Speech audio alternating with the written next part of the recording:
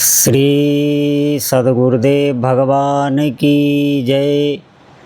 श्री सीताराम सरकार की जय। श्री राधारमण लाल की जय। श्री गौरी शंकर महादेव की जय। सभी दर्शकों और भक्तों को कोटि कोटि प्रणाम। सबको प्रेम भरा जय जय श्री राधे, जय जय श्री सीताराम। जितने भी साधक हैं, भक्त हैं, बहुत ही महत्वपूर्ण विषय है और सभी साधक बहुत ध्यान से सुनेंगे। देखिए, अगर हमें कोई भी आप साधन करते हैं, अगर आपको उस साधना की चरम ऊंचाई तक जाना है तो आपको साथ में जो भी आपके उपास्य देव हैं, उनका जो भी नाम आपको प्रिय लगे उसको आपको रटना आरंभ करना होगा। ये बिल्कुल मैं आपको सत्य बता रहा हूँ। जितना आप नाम जपेंगे उतना ही स्मरण बनेगा। प्रारंभ में भले ही ऐसा ना हो, लेकिन अगर साधक प्रारंभ से ही अपने उपास्य देव का ध्यान करते हुए, उन्हीं का चिंतन करते हुए, उन्हीं के बारे में सोचते हुए अगर भगवान नाम जप करता है तो शीघ्र ही उसकी स्थिति बन जाती है।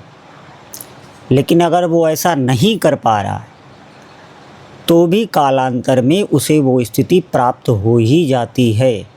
इतनी भगवान नाम की महिमा है। भगवान नाम जप आप जितना अधिक करेंगे, आप समझें, उतना ही प्रभु आपको अपने विश्वास में ले लेंगे। वो ऐसी आपको कोई न कोई ऐसी सुखद परिस्थिति देंगे।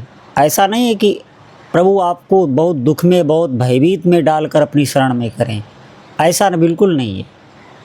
जो भी वो आपको स्थिति देंगे, जो भी परिस्थिति देंगे, भीतर से आपको उस परिस्थिति में अपना स्मरण बनाए रखने की शक्ति भी देंगे और आप पूर्णता उनकी शरण में आ जाएंगे।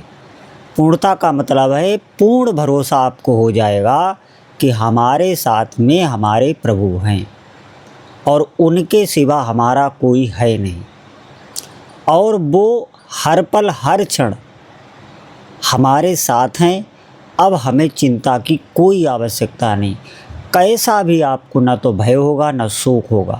ये ध्यान रखें। ये भगवान नाम जप से ही आता है। आप कोई भी साधन करते हो वो करते रहें। आप कोई सेवा कर रहे हैं या घर गृहस्थी का कोई व्यवहार का कार्य कर रहे हैं, आप प्रभु का नाम अधिक से अधिक रटने लग जाएं।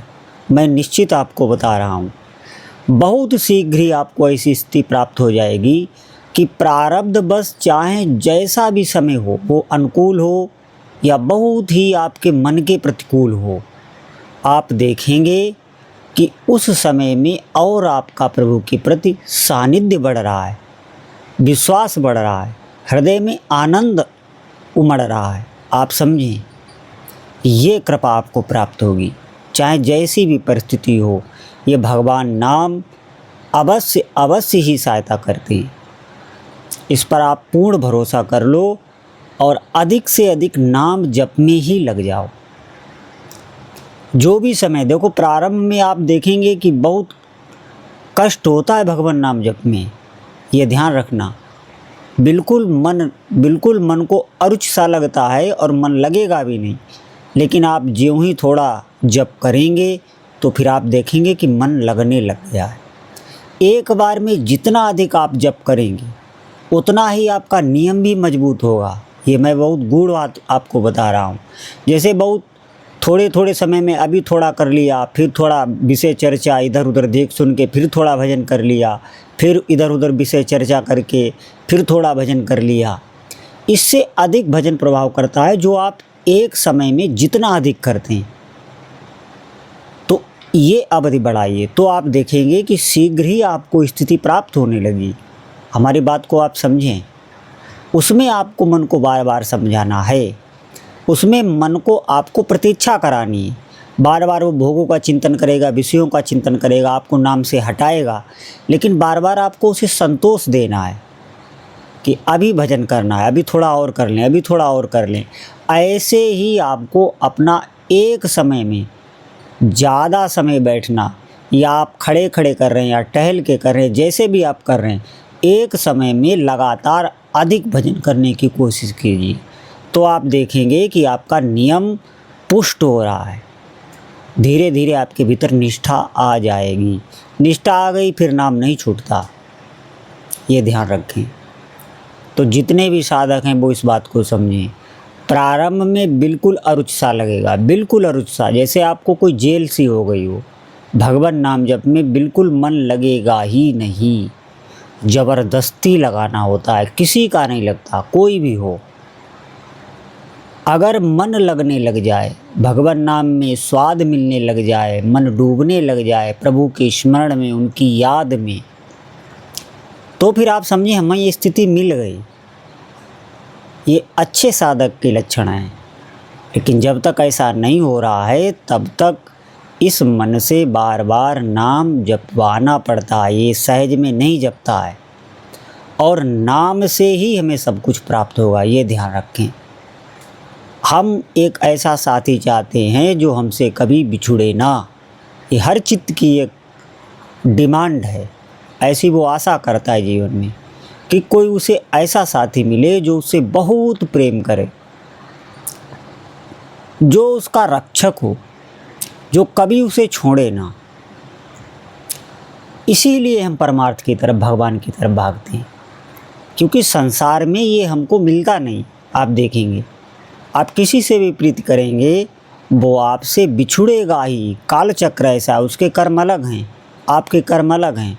उसके कर्मों का प्रभाव उसे कहाँ ले जाएगा ये आपको नहीं पता, और किस समय आपसे वो अलग हो जाएगा, जुदा हो जाएगा, ये भी आपको नहीं पता। तो यहाँ आप अगर किसी से बहुत आसक्ति प्रेम करेंगे तो आप समझें आप दुख का बीज ही बो रहे हैं। और प्रभु की तरफ भले ही हम झूठा करें, भले ही हमें ना उनका नाम अच्छा लगे, ना रूप, ना लीला, ना धाम, हम झूठे से ही आंसू बहाने लग जाएं, उनसे बार बार प्रार्थना करें कि हे प्रभु आप मेरे मित्र बन जाओ, आप भी हमसे प्रेम करो, बार बार उनसे प्रार्थना करें।